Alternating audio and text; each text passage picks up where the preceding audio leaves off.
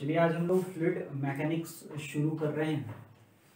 इसमें फ्लूइड से रिलेटेड चीज़ों को पढ़ेंगे। अब फ्लूइड है क्या वो पहले देख लेते हैं। पहले देखते हैं कि फ्लूइड किसको कहते हैं।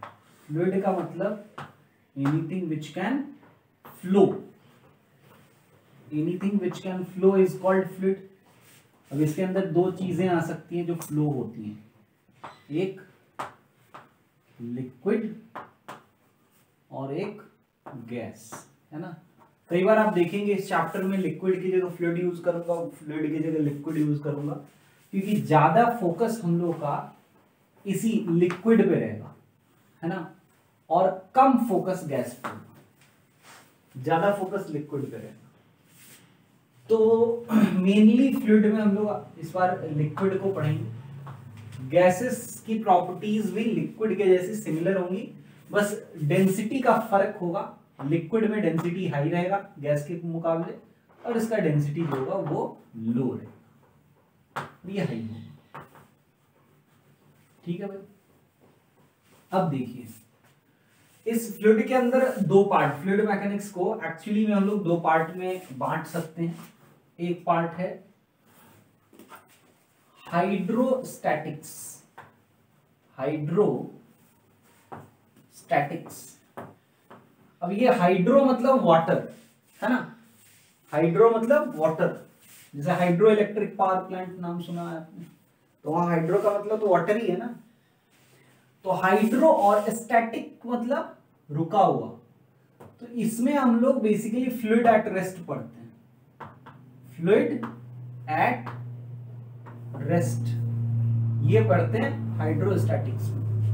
और दूसरा होता है हाइड्रो डायनेमिक्स। तो हाइड्रोडायनेमिक्स में क्या पढ़ते हैं बोलो, ये फ्लूइड इन मोशन पढ़ेंगे, फ्लूइड इन मोशन। एक एक करके दोनों पार्ट को हम लोग खत्म करेंगे। शुरुआत करेंगे हाइड्रोस्टैटिक्स से, यानी फ्लूइड एट रेस्ट से। तो हाइड्रोस्टैटिक्स में क्या क्या पढ़ना है, उससे पहले हम लोग ये देख लें कि क्या ऐसा चीज है जो फ्लूइड को फ्लूइड बनाता है। Why a fluid is a fluid, मतलब इसके पास एबिलिटी टू फ्लो आता कैसे। तो इलास्टिसिटी वाले चैप्टर में हमने पढ़ा कि कोई सॉलिड बॉडी पे अगर हम टेंजेंशियल फोर्स लगाते हैं तो इसको कहते हैं शियर स्ट्रेस, शियर स्ट्रेस। और ये शियर स्ट्रेस अगर किसी सॉलिड बॉडी पे लगता है, if shear stress is applied to a solid body, then it changes the shape of solid body, it changes the shape of solid body without changing the volume, without changing the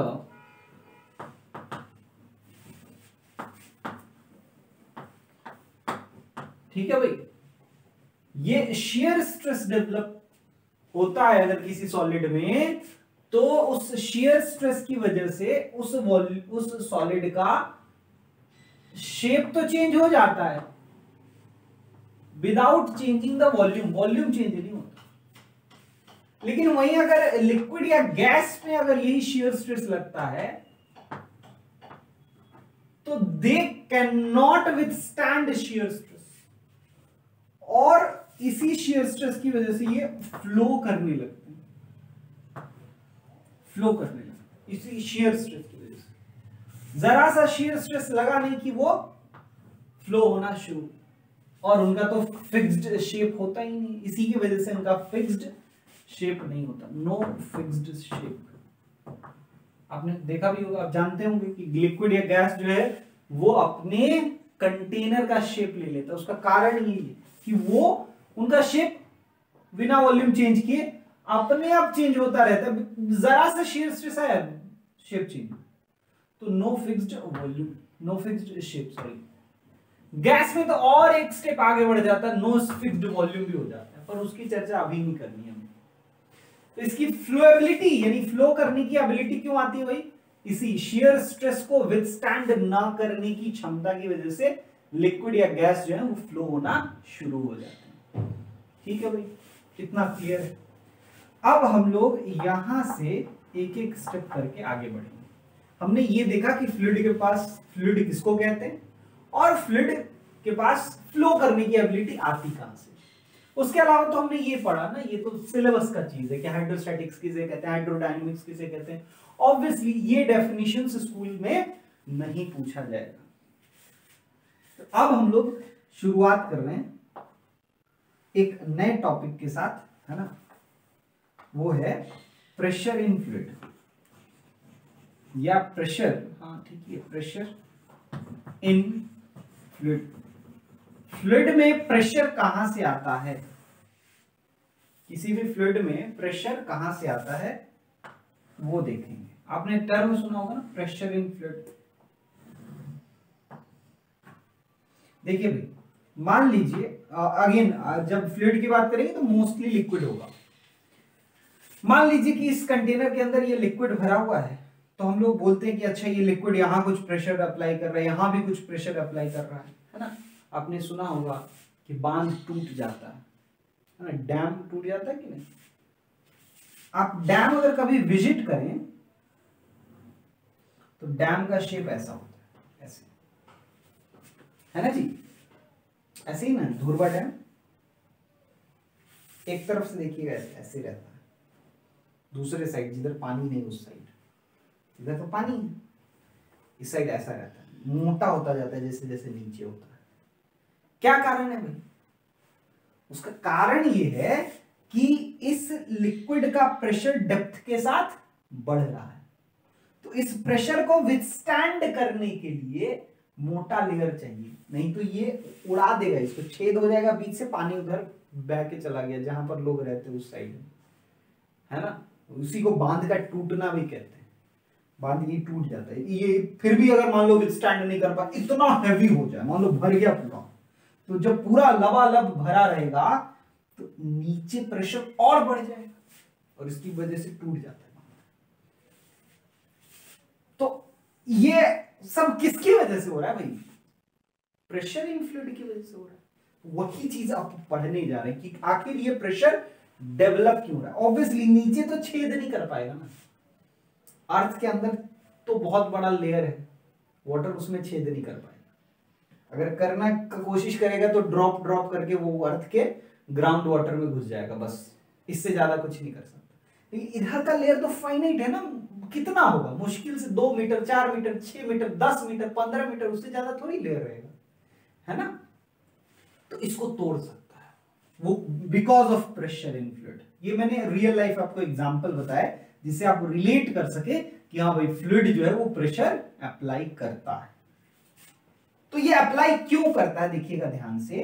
होता क्या है, fluid का जो particles होता है, या तो liquid होगा या गैस होगा, अब वो पार्टिकल्स आपस में बहुत फ्री होते हैं मूव करने के लिए, और बहुत फ्रीली वो मूव करते हैं, यहां से ऐसे टकराते हैं और फिर वापस ऐसे आ जाते हैं, ठीक। तो इसके दौरान देखिए ये पार्टिकल इससे जाके कोलाइड किया, तो कोलाइड किया तो इसका मोमेंटम चेंज हुआ कि नहीं? हाँ, इस फ्लूइड के इस पार्टिकल का मोमेंटम चेंज हुआ, और क्योंकि इसका मोमेंटम चेंज हुआ तो इसमें किसी ने फोर्स लगाया होगा, तभी तो उसका मोमेंटम चेंज होता है। याद करिए Newton second law, rate of change of momentum is equal to force. तो अगर इसका मोमेंटम चेंज हुआ तो इस पे किसी ने फोर्स लगाया होगा, किस पे? ये पार्टिकल पे। अब अगर इस पे किसी ने फोर्स लगाया तो कौन लगाएगा बताओ? ये वॉल लगाएगा ना, ये कंटेनर लीजिए, डैम मान लो नहीं, ये तो कंटेनर तो है ना, वो वेसल में वाटर रख दिया ऐसा मान लो, तो उसे जाके टकराया और वापस आया, तो उस वेसल ने इसमें फोर्स लगा दिया। अब अगर वेसल ने इसमें फोर्स लगाया है न्यूटन सेकंड लॉ के हिसाब से, तो बताओ भाई न्यूटन थर्ड लॉ के हिसाब से ये भी उसको लगाएगा कि नहीं लगाएगा, है ना। तो यानी कि ये मॉलिक्यूल्स जो हैं वो कंटिन्यूअसली उस वेसल पे क्या लगा रहे होंगे? फोर्स। और एक मॉलिक्यूल की बात नहीं, ये तो फ्रैक्शन ऑफ सेकंड में टकरा के आ जाएगा, ऐसे हजारों मॉलिक्यूल्स हर सेकंड उस जगह पे टकरा रहे होंगे और वापस आ रहे हैं। इसकी वजह से, इस कोलिजन की वजह से क्या होता है, वहां पे एक फोर्स, एवरेज फोर्स डेवलप होता है। एवरेज फोर्स डेवलप होता है। और ये average force per unit area ये कहलाता है उस जगह का प्रेशर। ये क्या कहलाता है बोलो? उस जगह का प्रेशर कहलाता है। इतना क्लियर? तो प्रेशर क्यों आ रहा है फ्लूइड में, ये बात तो क्लियर है, क्योंकि कंटिन्यूअसली पार्टिकल जा रहे हैं, टकरा रहे हैं, टकरा के वापस आ रहे हैं। तो उसकी वजह से पर सेकंड जितना चेंज इन मोमेंटम हुआ उतना उस पे एवरेज फोर्स हुआ, और एक छोटा सा एरिया ले लें, उस एरिया से डिवाइड करके प्रेशर निकल जाएगा। आपको मालूम है प्रेशर, हम लोग फ्लूइड का प्रेशर कैसे डिफाइन करते हैं? प्रेशर इक्वल्स टू फोर्स, या ये कहेंगे perpendicular force per unit area, BF perpendicular by DA. एक छोटे एरिया पे अगर बात करें, हाँ भाई प्रेशर कैसा क्वांटिटी है? स्केलर क्वांटिटी, इसका कोई डायरेक्शन नहीं, ये स्केलर क्वांटिटी। तो फिर इसका कुछ यूनिट होता होगा, क्या होगा भाई यूनिट? इसका यूनिट होगा न्यूटन पर मीटर स्क्वायर, है कि नहीं बोलो? फोर्स पर यूनिट एरिया तो न्यूटन पर मीटर स्क्वायर इसका यूनिट हो गया। अच्छा, तो फिर इसका डायमेंशन भी होता होगा कुछ, देख लेते हैं। प्रेशर का डायमेंशन क्या होगा? फोर्स यानी M L T minus two divided by L square, होगा कि नहीं? फोर्स ऊपर लिख दिया और मीटर स्क्वायर यानी एरिया का डायमेंशन नीचे लिख दिया, ये हो जाएगा M L minus one T minus two. ये हो गया प्रेशर का डायमेंशन। आसान डायमेंशन होता है, कोई डायरेक्शन नहीं होगा भाई, स्केलर क्वांटिटी है प्रेशर। कहते हैं ना भाई प्रेशर इस डायरेक्शन में लग रहा हो, गलत स्टेटमेंट। लग तो फोर्स रहा है, प्रेशर तो बस है, प्रेशर लग नहीं रहा, प्रेशर है। Pressure is scalar quantity. अच्छा, प्रेशर हो गया, डायमेंशन की बात हो गई। अब हम लोग इससे रिलेटेड कुछ और चीजों को देखेंगे, पहले इतना कॉपी कर लीजिए।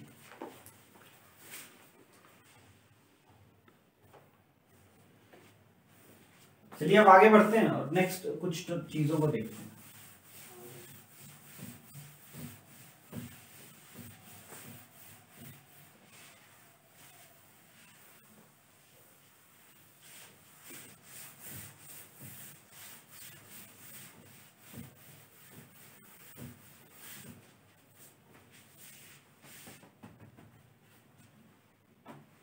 चलिए अब नेक्स्ट देखते हैं।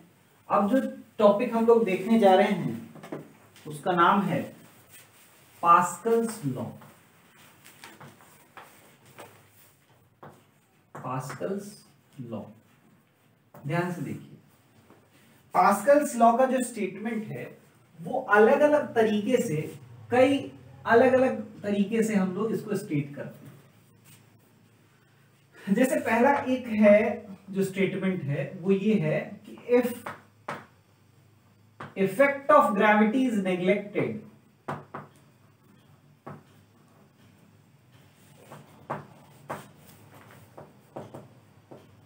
अगर इफेक्ट ऑफ ग्रेविटी नेग्लेक्ट कर दें,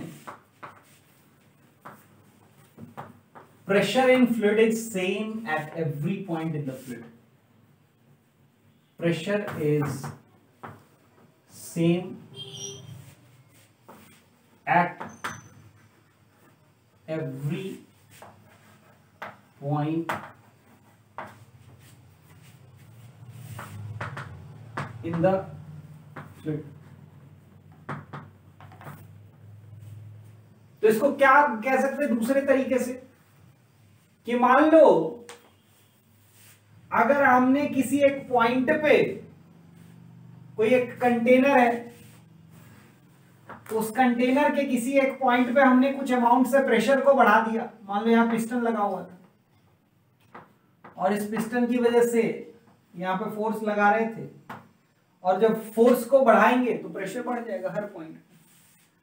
सो if pressure is increased at one point in the fluid, the pressure at every other point will increase by same amount. भाई इसके हिसाब से ग्रेविटी को अगर नेग्लेक्ट करो तो हर जगह प्रेशर सेम है। अगर आपने किसी एक पॉइंट पे बढ़ा दिया तो अब पहला स्टेटमेंट को ट्रू रहना है, तो क्या हर जगह उतने से प्रेशर बढ़ना चाहिए कि नहीं बढ़ना चाहिए, है ना? जैसे यूनिट अभी हमने देखा न्यूटन पर मीटर स्क्वायर को हम लोग पास्कल भी कहते हैं कि नहीं? ये तो 9 से ही पढ़ते हैं। और भी बहुत सारे यूनिट्स ऑफ प्रेशर है जो हम लोग थर्मोडायनेमिक्स में ज्यादा डिटेल में पढ़ेंगे। तो मान लो किसी एक समय ग्रेविटी को नेग्लेक्ट करते हुए हर पॉइंट पे प्रेशर है 2 पास्कल। अब हमने एक पॉइंट पे प्रेशर को बढ़ा के 3 पास्कल कर दिया, तो क्या हर पॉइंट पे 3 पास्कल होना चाहिए? होना चाहिए कि नहीं? बोल तो रहा है कि हर पॉइंट पे सेम प्रेशर होना चाहिए। तो एक जगह अगर हमने बढ़ाया तो उतने ही से सब जगह बढ़ना चाहिए कि नहीं बढ़ना चाहिए? तो इसकी वजह से दूसरा तरीका स्टेट करने का पास्कल्स लॉ का ये है कि if pressure is increased, if pressure is increased by some amount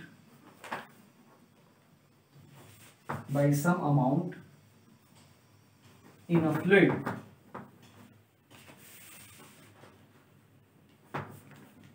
then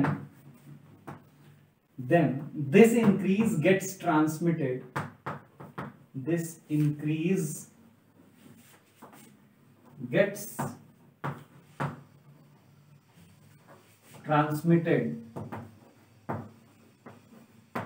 at every point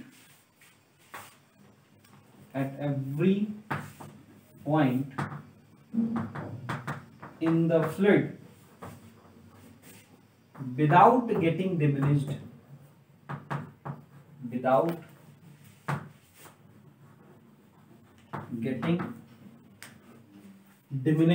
मतलब कम नहीं होता, हर जगह बराबर से बढ़ जाता है।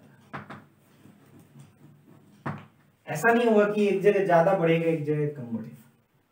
अब देखिए दोनों के अलग अलग इफेक्ट्स हैं, दोनों स्टेटमेंट सेम ही चीज को अलग अलग तरह से कहने का तरीका है। अगर मान लीजिए प्रूफ पूछेगा तो प्रूफ में जो तरीका है वो ये एनसीईआरटी के तरीके को यूज करेंगे।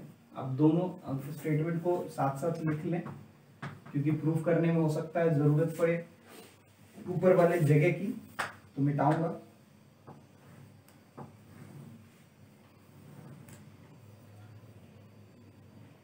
ये देखिए हमने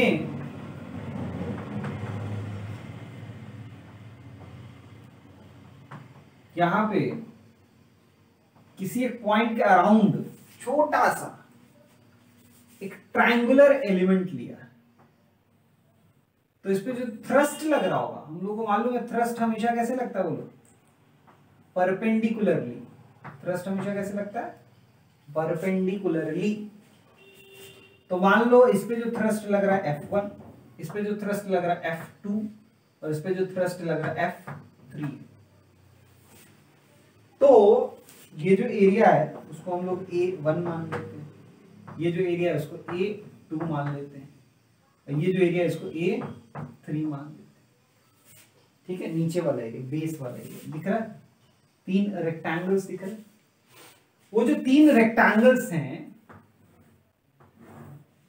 उनके लिए सबका एरिया जो होगा वो ऐसे रिलेटेड होगा। देखिए A1 इसको L1 इंटू टी कह सकते हैं। देखो तो, अरे L1 ये लेंथ है और T ये थिकनेस है, तो L1 इंटू टी करने से ये रेक्टेंगल का एरिया आ जाएगा कि नहीं? उसी तरह से L2 अगर ये लेंथ है और T ये थिकनेस है तो A2 क्या आ जाएगा? L2 into T.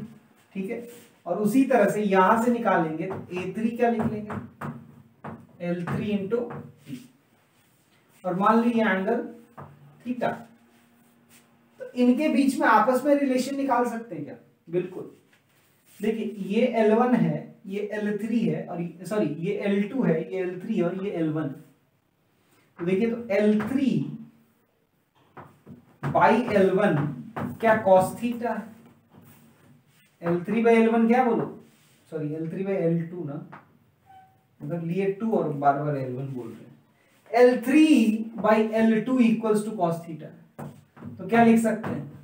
L3 equals to L2 cos theta, है ना? तो क्या लिख पाएंगे फिर? L3t equals to L2t cos theta, लिख पाएंगे? अब L3t equals to L2t cos theta, t दोनों तरफ मल्टीप्लाई कर दिए, तो क्या यहां से ये रिलेशन लिख सकते हैं? A3 equals to A2 cos theta. And similarly आप ये भी लिख पाएंगे कि A1 equals to A2 sin theta. कैसे लिखेंगे भाई? ये लिख तो लिए सिमिलरली, लेकिन कैसे लिखेंगे? L1 by L2 equals to sine theta होगा कि नहीं? ये परपेंडिकुलर और ये हाइपोटेनस, तो P by H sine theta होता है। L1 by L2 equals to sine theta, तो L1 equals to L2 sine theta.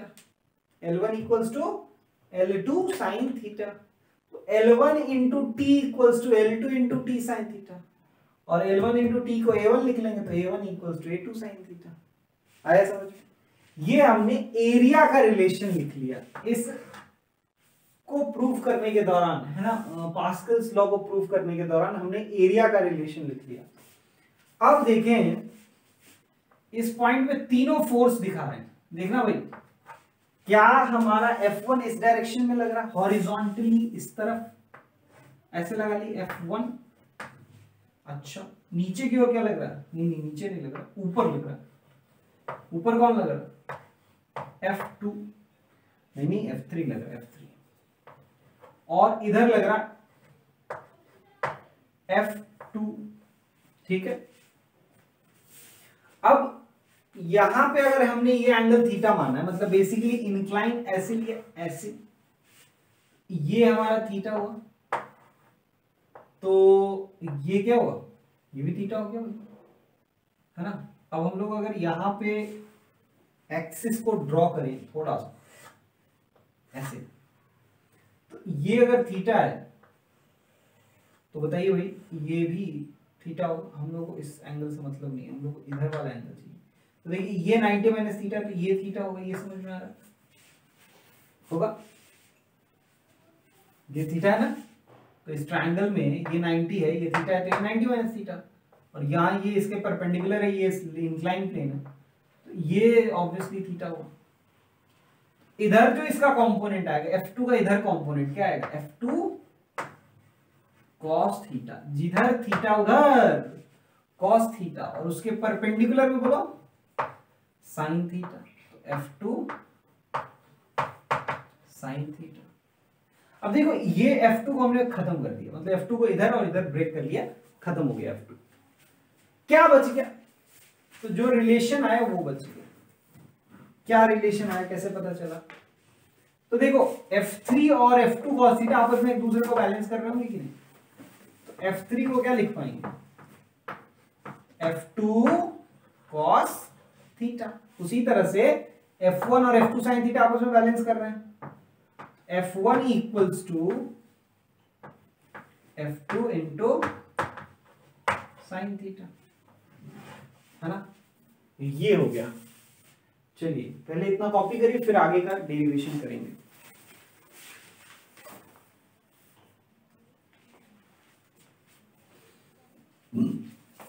अच्छा, आप ये ध्यान रखिएगा कि ये जो दोनों स्टेटमेंट्स हैं पास्कल्स लॉ के, वो फॉर फ्लूइड एट रेस्ट ना, this is for fluid at rest,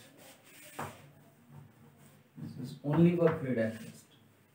अगर फ्लूइड मोशन में होगा तो even if we neglect the gravity effect, तब भी प्रेशर हर जगह सेम नहीं आएगा, ठीक है।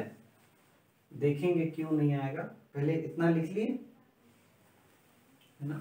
अब चलिए आगे बढ़ते हैं। अभी हमने पास्कल्स लॉ पूरा प्रूफ नहीं किया, ठीक है। पास्कल्स लॉ की बस शुरुआत हुई, प्रूफ करेंगे, उसके बहुत सारे एप्लीकेशंस देखेंगे कि कहाँ कहाँ इसको हम लोग अप्लाई करते हैं, ठीक है। ये भी मिटा दूं मैं, देखिए अब हम लोग क्या करना चाह रहे हैं, ध्यान से देखें। हम लोग यहाँ P1 निकालना चाहते हैं, तो P1 निकालेंगे, क्या आएगा? F1 बाई A1, है ना। तो तो F1/A1, F1 की जगह क्या लिख सकते हैं? देखिए हमने लिखा है उसको F2 sin theta by A1 की जगह क्या लिख सकते हैं? वो भी लिखा है हमने A2 sin थीटा। तो ये थीटा थीटा कैंसिल हो जाएगा और ये आ जाएगा F2/A2, यानी कि ये क्या P2 हो गया, देखो तो हो गया। तो P1 और P2 इक्वल है, ये हमने प्रूव कर लिया। उसी तरह से अगर P3 आप निकालेंगे तो मतलब F3/A3 निकालेंगे, है ना, और F3/A3 मतलब F2 cos theta by A2 cos theta. ये क्या आ जाएगा बोलो? ये आ गया F2/A2, आ गया कि नहीं, यानी अगेन P2। तो देखो P1 भी P2 के इक्वल है, P3 भी P2 के इक्वल है, तो क्या आपस में तीनों इक्वल है? तो इसका मतलब this implies P1 equals to P2 equals to P3। तो मतलब pressure of fluid from any direction at a point is same. किसी भी डायरेक्शन से प्रेशर ऑफ फ्लूइड जो होगा किसी एक पॉइंट पे हमेशा क्या रहेगा बोलो? सेम रहेगा। तो ये हो गया पास्कल्स लॉ का प्रूफ। अगर आप ध्यान से देखें इसका मतलब, तो ये हमने कर लिया। अब एक और तरीका है, एक और चीज है जो हम लोग इसमें यूज कर सकते हैं। देखिए ग्रेविटी का अगर इफेक्ट होगा तो किस डायरेक्शन में होगा? अगर फ्लूइड रेस्ट में है तो ऑब्वियसली वेरिएशन जो होगा प्रेशर का ग्रेविटी की वजह से वो वर्टिकल वेरिएशन, प्रेशर वेरी करेगा। किसकी वजह से? ग्रेविटी की वजह से। क्यों? अरे ग्रेविटेशनल फोर्स लग तो नीचे ही रहा है ना, हॉरिजॉन्टल डायरेक्शन में तो ग्रेविटेशनल फोर्स नहीं लग रहा, तो हॉरिजॉन्टल डायरेक्शन में प्रेशर सेम आता है। जैसे आप अगर फ्लूइड एट रेस्ट की बात करें और एक ऐसा ट्यूब ले लें, ठीक है भाई, ये दूसरा तरीका है। मान लीजिए हमारा यहाँ एरिया ए है, तो ये भी एरिया ऑब्वियसली है, इधर से कुछ फोर्स लग रहा है F1, ठीक है भाई, और इधर से दूसरा फोर्स लग रहा है F2, ठीक। तो अब देखिए नेट फोर्स 0 होना चाहिए कि नहीं इस पर? अरे होना चाहिए भाई, क्योंकि फ्लूइड रेस्ट में था। इसमें पिछले वाले डेरिवेशन में भी आप देखें तो तीनों फोर्स जो लग रहे थे एक पॉइंट पे F1 plus F2 plus F3, इसमें हमने कहा कि ये तीनों बैलेंस हो रहे हैं, तभी तो हम लोगों ने ऊपर वाला फोर्स इक्वल टू नीचे वाला फोर्स, लेफ्ट वाला फोर्स इक्वल टू राइट वाला फोर्स, ये यूज कर लिया। तो पिछले में भी फ्लूइड को रेस्ट में माना, तब ये प्रूफ हुआ। उसी तरह से यहां भी रेस्ट में अगर मानेंगे तो रेस्ट में मतलब इक्विलिब्रियम में है, और इक्विलिब्रियम में मतलब नेट फोर्स क्या होना चाहिए? 0। तो क्या F1 इक्वल टू F2 होना चाहिए? और अगर ऐसी बात है तो आप बताइए F1 को इधर यहां पे जो प्रेशर होगा P1 और यहां पे प्रेशर होगा P2, क्या लिख सकते हैं? P1 into area equals to P2 into area. Area area cancel हो गया, this implies P1 equal to P2। क्या ये बात आपको समझ में आई? है ना? तो इस तरह से हमने देखा कि हॉरिजॉन्टल लेवल पे हर पॉइंट पे प्रेशर क्या है? सेम है। तो एक फ्लूइड ले लो, उसके सेम फ्लूइड में, है ना, लिखेंगे in same fluid at same horizontal level, in same fluid at same horizontal level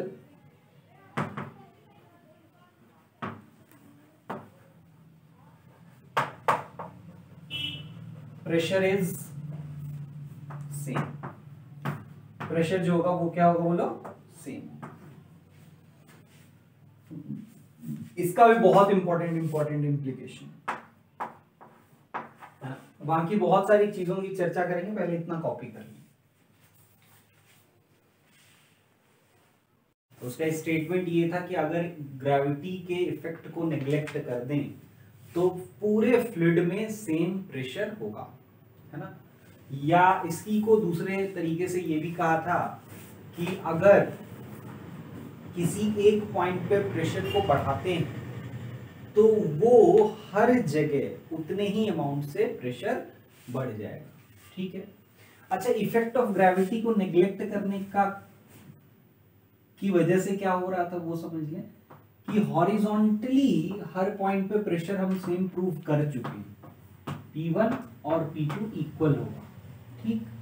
लेकिन अगर वर्टिकली बात किया जाए तो क्योंकि रियल लाइफ में ग्रेविटी नेग्लेक्ट नहीं होता है, इसलिए वर्टिकली दो अलग अलग पॉइंट पे प्रेशर सेम नहीं होगा, ठीक है। अब इनका क्या रिलेशन होगा ये आगे बढ़ेंगे। P1 not equal to P2 in this case, यहां पे P1 इक्वल टू P2 होगा, लेकिन यहां पे P1 और P2 इक्वल नहीं होगा अगर ग्रेविटी भी इसमें इंक्लूड कर दे तो। ग्रेविटी की वजह से एक्स्ट्रा इनके बीच में प्रेशर डिफरेंस आएगा, तो वो हम लोग बाद में पढ़ेंगे।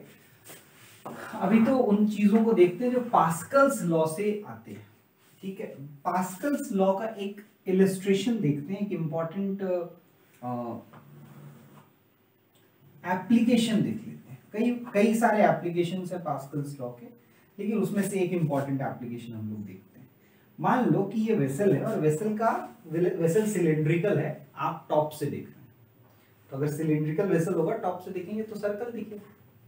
सेम लेवल पे ये बेसिकली ऐसा शेप है सिलेंडर का, ठीक है, ये वेसल है, और सेम हॉरिजॉन्टल लेवल पे है ना, मान लो ये एक स्ट्रिप ले, तो इस स्ट्रिप पे एक जगह यहां छेद कर दिए, एक जगह यहां छेद कर दिए, फिर एक यहां छेद कर दिए, फिर एक पीछे छेद कर दिए, इस तरह से 4 अलग अलग छेद हमने किया और अलग अलग क्रॉस सेक्शनल एरिया का होल हुआ और उसमें हमने पिस्टन लगा दिया, ठीक है भाई।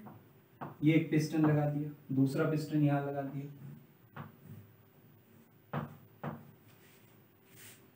तीसरा पिस्टन यहां लगा दिया, चौथा पिस्टन यहां लगा दिया। और अगर आपको बोले कि भाई इसको पकड़ के रखो, एक जगह हम खड़े हो गए और बाकी 3 जगह पे आप लोगों को बोले कि खड़े हो के पकड़ के रखो। अगर आप इसको पकड़ेंगे तो आप कुछ फोर्स लगाएंगे। हमने मान लो यहां से एक फोर्स F1 लगा दिया और उस समय एरिया है A1, तो हमने कुछ प्रेशर प्रोड्यूस किया, यहां पे प्रेशर बढ़ेगा कि नहीं, जब हम फोर्स लगाएंगे तो प्रेशर बढ़ेगा। तो आप जो इन तीनों जगहों पे प्रेजेंट हैं उनको आप लोगों को ऐसा लगेगा कि कोई है जो धक्का दे रहा है, तो आपको भी फोर्स लगाना पड़ेगा इसको यहीं पे रोके रखने के लिए, है ना। आप सोचिए कि फ्लूइड है, उसके अंदर एक पिस्टन है, पिस्टन को खूब जोर से पुश करेंगे तो जहां जहां होल है या फिर जहां पे फ्लूइड मूव कर सकता है वहां से वो निकलने की कोशिश करेगा कि नहीं। सोचिए आप ये नहीं पकड़ के रखते तो क्या होता, पानी इधर से निकल जाता है कि नहीं निकल जाता, खूब फोर्स से निकलता है। तो आप पकड़ के रखें इसलिए ये बाहर तो नहीं निकलेगा, लेकिन आपको फोर्स लगाना पड़ेगा इसको रोके रखने के लिए। तो मान लीजिए यहाँ का एरिया A2 है और आपको फोर्स लगाना पड़ रहा है F2, यहाँ का एरिया A3 है और आपको फोर्स लगाना पड़ रहा है F3, यहाँ का एरिया A4 है और आपको कितना फोर्स लगाना पड़ रहा है F4, ठीक है। ये इस तरह से दिया हुआ है। तो अकॉर्डिंग टू पास्कल्स लॉ अगर हमने यहाँ प्रेशर बढ़ाया है P से, तो क्या यहाँ भी उतना ही से प्रेशर बढ़ा होगा, यहाँ भी उतना ही से प्रेशर बढ़ा होगा, यहाँ भी उतना ही से प्रेशर बढ़ा होगा। तो उस प्रेशर की वजह से ये हम लोग लिख सकते हैं F1 by A1 equal to F2 by A2 equal to F3 by A3 and finally equal to F4 by A4। तो देखिए ये जो 4 चीजें हैं ये बराबर हैं, ये कहां से आ रहा है, किस लॉ की वजह से आ रहा है, पास्कल्स लॉ। पास्कल्स लॉ कहता है कि अगर किसी एक जगह पे हमने प्रेशर किसी अमाउंट से बढ़ाया तो उतना ही प्रेशर हर जगह बढ़ जाएगा, तो उसकी वजह से आपको एक्स्ट्रा फोर्स लगाना पड़ेगा। Is it clear? ये हो गया पास्कल्स लॉ का एक इलस्ट्रेशन। इसका एक बहुत बढ़िया एप्लीकेशन होता है और वो है हाइड्रोलिक लिफ्ट में। किसमें? हाइड्रोलिक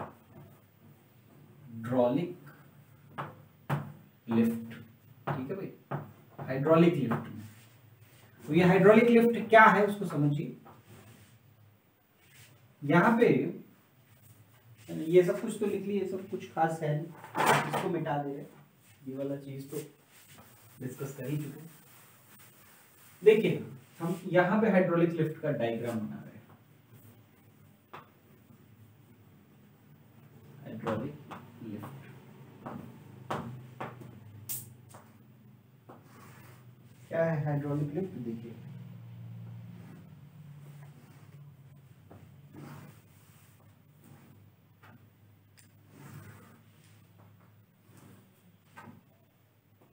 मान लीजिए कि यहाँ पर एक पतला सा एरिया है और यहाँ एक पिस्टन बना हुआ है और यहाँ भी एक पिस्टन है, और इस पिस्टन पे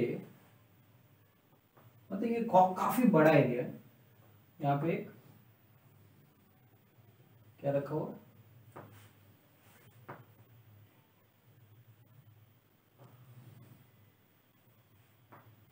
ठीक है भाई, कार रखा हुआ, car.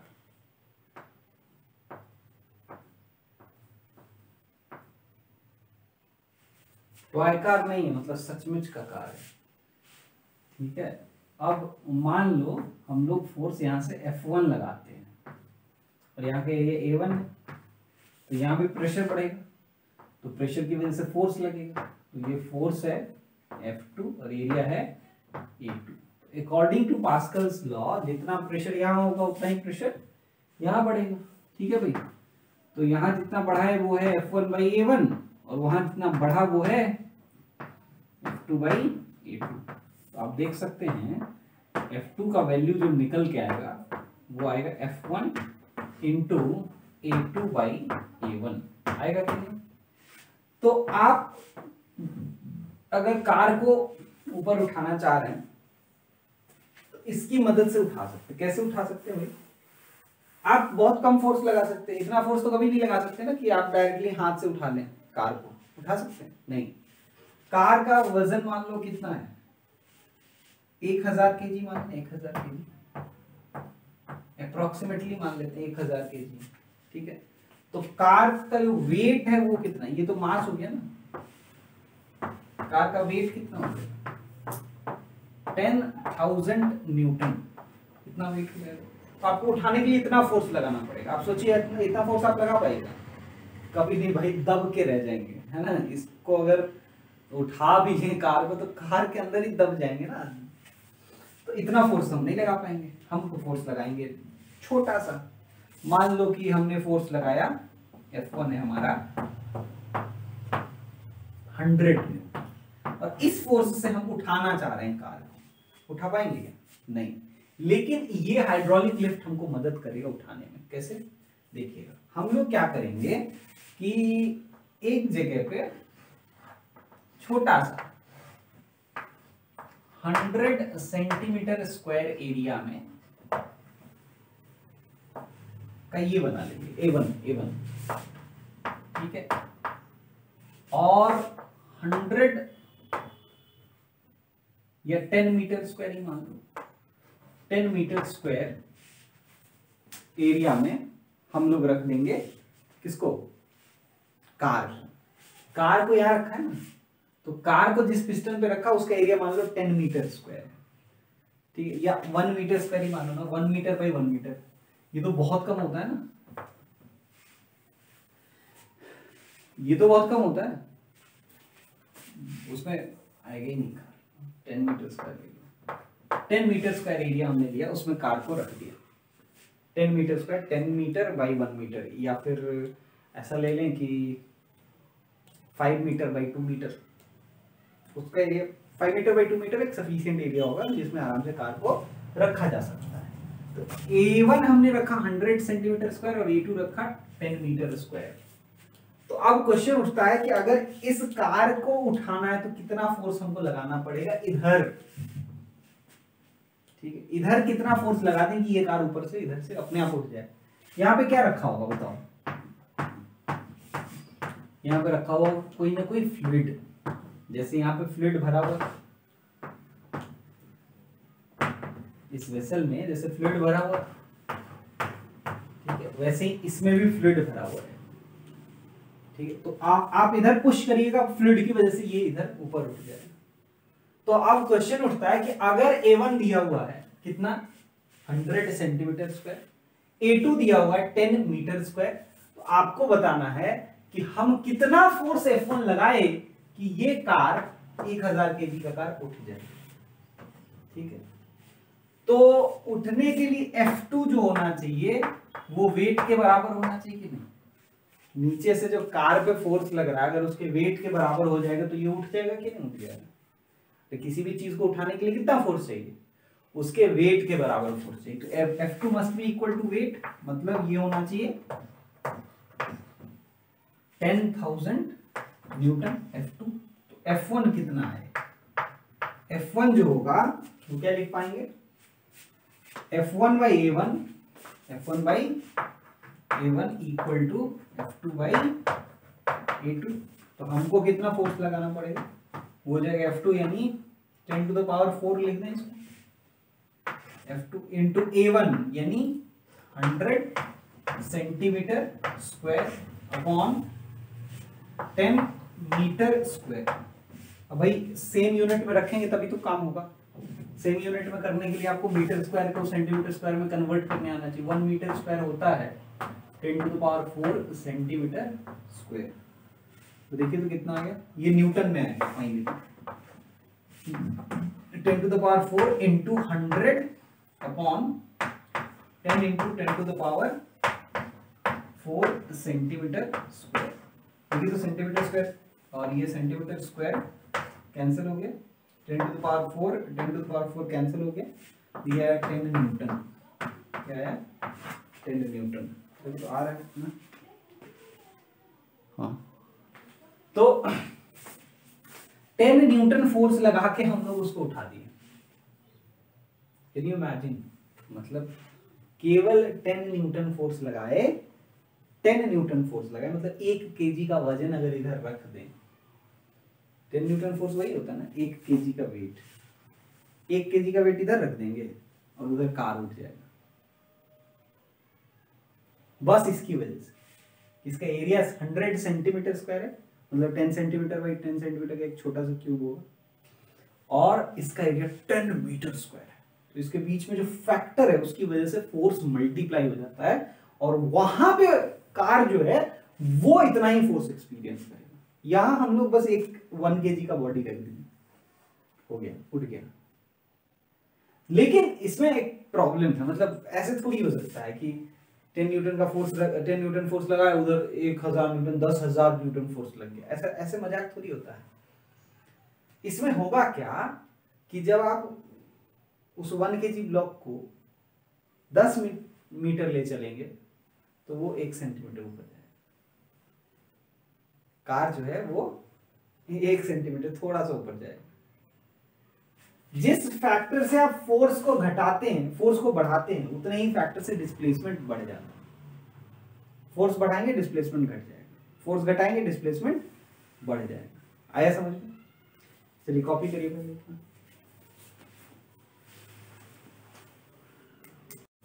Variation of pressure with depth. ठीक है, डेप्थ के साथ प्रेशर कैसे वेरी करता है वो देखेंगे। देखिएगा ध्यान से। मान लीजिए हमारे पास ये वेसल है, इस वेसल में कोई फ्लूइड रखा हुआ है जिसका डेंसिटी रो है, और हम लोग कोई 2 पॉइंट लेते हैं P1 और P2। मतलब पॉइंट तो 1 और 2 हैं, लेकिन उनका प्रेशर वहां पर P1 और P2 है। तो अभी मैंने बताया था आपको कि इन दोनों का प्रेशर इक्वल नहीं होगा। ऑल्दो पास्कल्स लॉ ये कहता है कि P1 और P2 इक्वल होगा, लेकिन तब जब इफेक्ट ऑफ ग्रेविटी नेग्लेक्ट करें। लेकिन vertically obviously for all practical purposes effect of gravity neglect नहीं कर सकते, और इसकी वजह से हम लोग क्या करेंगे, यहां पर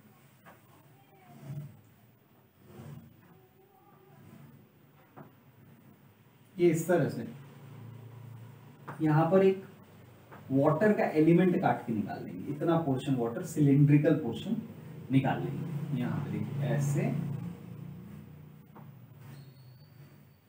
तो ये जो सिलिंड्रिकल पोर्शन है ना उसको काट के निकाल लिया। और यहाँ पे ऊपर से प्रेशर क्या मिल रहा है, प्रेशर नहीं फोर्स, तो P1 है होगा। अगर यहाँ पे प्रेशर P1 है और ये एरिया हमने A एज्यूम किया है, तो यहाँ पे फोर्स क्या होगा P1A। उसी तरह से यहाँ फोर्स क्या होगा बोलो, P2A, ये फोर्स होगा। और उसके अलावा नीचे mg तो लग ही रहा होगा, क्या लग रहा होगा mg, क्योंकि ये वाटर एलिमेंट या लिक्विड एलिमेंट ही है, तो इस m की जगह पे क्या रो इंटू वी इंटू जी लिख सकते हैं, जहां मास को क्या लिख रहे हैं डेंसिटी इंटू वॉल्यूम, है ना। सबको मालूम है ना डेंसिटी जो होता है रो, वो क्या होता है बोलो, मास बाई वॉल्यूम होता है ना। अरे डेंसिटी जो होता है मास बाय वॉल्यूम होता है, तो mass equals to density into volume होगा। अच्छा, तो अगर ये डेंसिटी इनटू वॉल्यूम है, वॉल्यूम को हम लोग क्या लिख सकते हैं, देखना volume of cylinder, volume of cylinder क्या लिख सकते हैं, ये h मान लो। तो सिलेंडर का अगर हाइट h है और क्रॉस सेक्शनल एरिया a दिया हुआ है, तो वॉल्यूम क्या a इंटू h लिख सकते हैं। याद करो सिलेंडर का वॉल्यूम होता है pi R square into H. Pi R square तो इसी सर्कल का एरिया है ना, तो सर्कल का एरिया अगर a है तो a इंटू एच यही वॉल्यूम हो गया। तो इसको लिख सकते हैं rho into a into H into g, ये mg हो गया। ये mg का ये वैल्यू है। अब देखो ये वाटर का जो पूरा पोर्शन है ये इक्विलिब्रियम में है कि नहीं, ये वाटर का जो पूरा पोर्शन है वो एज इट इज इक्विलिब्रियम में है कि नहीं। ये ऐसा तो नहीं कि मूव कर रहा है, हम लोग तो फ्लूइड एट रेस्ट देख रहे हैं ना, क्या देख रहे हैं फ्लूइड एट रेस्ट। तो because fluid is at rest and it is in equilibrium, तो इस पे नेट फोर्स क्या होना चाहिए, जीरो होना चाहिए। तो अगर नेट फोर्स जीरो है तो जितना नीचे वाला फोर्स होगा उसका सम इक्वल टू ऊपर वाला फोर्स, यानी कि लिख सकते हैं P1A प्लस mg, ये दोनों देखो नीचे लग रहा है, P1A नीचे लग रहा है, mg भी नीचे लग रहा है, और P2A ऊपर लग रहा है, तो इक्वल्स टू P2A हो जाएगा। और इसकी वजह से हम लोग क्या लिख पाएंगे, देखना P2 minus P1 into A equals to mg। This implies P2 minus P1 equals to m की जगह क्या लिख लें, रो A H G। अब अच्छा a इधर भी छूट गया है ना, इधर लिख लूं तब इक्वल टू लिख लूं, a और a कैंसिल, तो क्या आ गया P2 minus P1 equals to rho G H। देखिए इसका मतलब ये क्या हुआ, समझिए कि अगर हमारे पास दो पॉइंट्स हैं किसी फ्लूइड में दो पॉइंट्स हैं और उनके बीच का डेप्थ का डिफरेंस h है मान लो, मतलब एक h नीचे और एक h ऊपर है, तो इनमें से किसका प्रेशर अधिक है बताओ, P2 पे प्रेशर अधिक है, P1 प्रेशर कम है, क्योंकि P2 माइनस P1 पॉजिटिव आया, तो ऑब्वियसली P2 जो है ग्रेटर देन P1 होगा। तो लिक्विड में जितना नीचे जाओ उतना प्रेशर बढ़ता चला जाता है, लिक्विड में जितना नीचे जाओ उतना प्रेशर क्या होता है बोलो, बढ़ता चला जाता है। ठीक है, और कितना से बढ़ता है भाई, रो जी एच से बढ़ता है, कितना से बढ़ता है बोलो, रो जी एच से बढ़ता है। तो ये है variation of pressure with depth, जैसे जैसे डीप चलते जाएंगे प्रेशर हमारा बढ़ेगा, और कितने से बढ़ेगा, रो जी एच से बढ़ेगा। जल्दी से कॉपी करिए।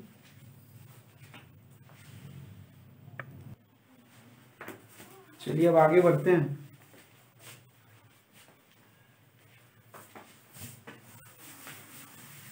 डेप्थ के साथ प्रेशर कैसे वेरी कर रहा है वो देख लिए। तो जैसे जैसे प्रेशर जैसे जैसे नीचे जाएंगे लिक्विड में, वैसे वैसे हाई प्रेशर होता चला जाता है। ठीक है, इसके अंदर कुछ और चीजें हैं वो हमें समझनी है। जैसे मान लीजिए ओपन वेसल, कैसा वेसल है, ओपन वेसल। तो ओपन वेसल के केस में जो ऊपर वाला पॉइंट है उसका प्रेशर जो होगा एटमॉस्फेरिक प्रेशर लेंगे। क्या लेंगे? Atmospheric pressure. उसको डिनोट कर लेंगे पी नॉट से, और नीचे वाला जो पॉइंट है उसका प्रेशर पी ले लो। तो इनके बीच में अगर डिफरेंस डेप्थ का h है तो p लिख पाएंगे p equals to P naught plus rho G H. p equals to P naught plus rho G H. बिल्कुल वही चीज हमने लगाया है जो इससे पहले हम लोग यूज कर रहे थे। ठीक है, तो देखो ये जो चीज है ना, ये P, इस P को कहते हैं एब्सोल्यूट प्रेशर। क्या बोलते हैं? Absolute pressure. ठीक, इसमें हम लोग एटमॉस्फेरिक प्रेशर प्लस लिक्विड की वजह से प्रेशर, एक्चुअली यहां तक जो प्रेशर लगा रहा है कौन लगा रहा है? एटमॉस्फेयर। ठीक है, यहां तक प्रेशर लगा रहा है कौन लगा रहा है? एटमॉस्फेयर। और यहां पे प्रेशर कौन लगा रहा है?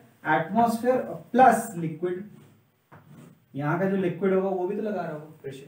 ठीक है, तो इस दोनों प्रेशर को जब ऐड कर देते हैं तो इसको हम लोग कहते हैं एब्सोल्यूट प्रेशर। लेकिन अगर P माइनस पी नॉट की बात करी जाए तो वो किसके बराबर होगा? रो जी एच के। P माइनस पी नॉट किसके बराबर होगा? रो जी एच के। तो ये जो चीज है आप देखिए, P माइनस पी नॉट जो है वो क्या है? वो pressure due to liquid column है। इसको हम लोग गॉज प्रेशर या गेज प्रेशर कहते हैं। गॉज प्रेशर या फिर गेज प्रेशर।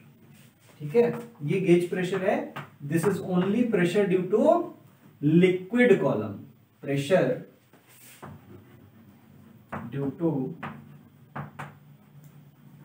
लिक्विड कॉलम, है ना। लिक्विड कॉलम की वजह से जो प्रेशर होगा वो गेज प्रेशर या फिर गॉज प्रेशर कहलाएगा। चलिए अब आगे बढ़ते हैं।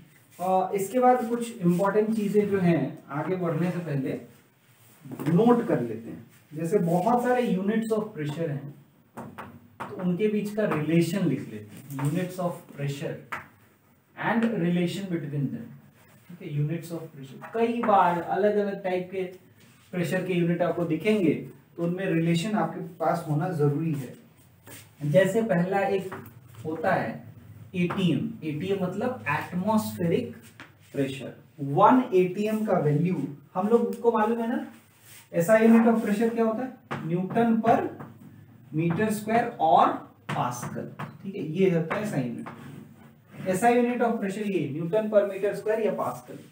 तो 1 ATM 1 atmospheric pressure equals to होता है 1.013 into 10 to the power 5 newton per metre square. जहां भी हमने न्यूटन पर मीटर स्क्वायर लिखा है उसका मतलब पास्कल है। ठीक है, तो पास्कल भी लिख सकते हो और न्यूटन पर मीटर स्क्वायर भी लिख सकते हो। उसके अलावा 1 एटीएम जो है वो है 760 mm ऑफ Hg। ठीक है, केमिस्ट्री में भी आपने सुना होगा इसको, या इसी को बोलते हैं 760 टॉर, या इसी को बोलते हैं 76 सेंटीमीटर ऑफ Hg। ठीक है, इस तरह अलग अलग तरीके से इसको बोल सकते हैं। उसके अलावा आपने सुना होगा bar. Bar is also unit of pressure. 1 bar equals to 10 to the power 5 pascal. तो अगर आप देखें 1 बार और 1 एटीएम में कुछ रिलेशन होगा क्या? हाँ, देखिए 10 टू द पावर 5 पास्कल को तो हम लोग क्या लिख लेंगे? बार लिख लेंगे। तो 1 एटीएम जो होगा वो हो जाएगा 1.013 बार हो जाएगा। हाँ, so these are different units of pressure and उसमें रिलेशन। जल्दी से इतना कॉपी करिए।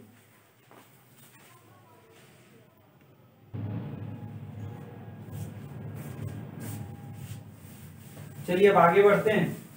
अब नेक्स्ट टॉपिक की तरफ बढ़ते हैं।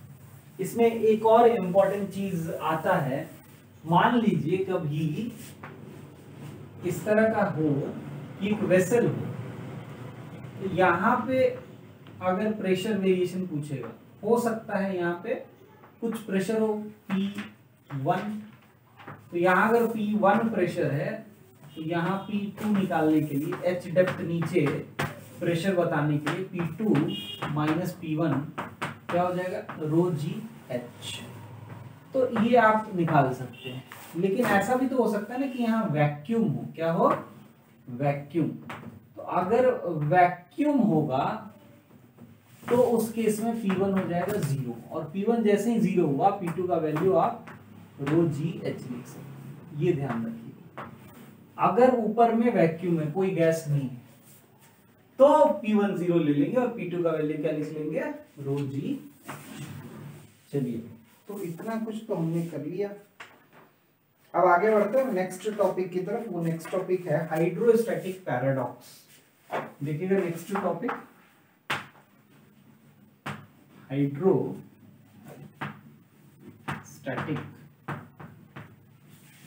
पैराडॉक्स। क्या होता है भाई हाइड्रोस्टैटिक पैराडॉक्स? देखिए, एक पतला सा लिक्विड ले लें, वेसल ले लें, या एक इस तरह का मोटा सा वेसल ले लें, या इस तरह का वेसल ले लें। कोई भी ऐसा वेसल ले लेंगे, कोई भी ऐसा वेसल ले लेंगे,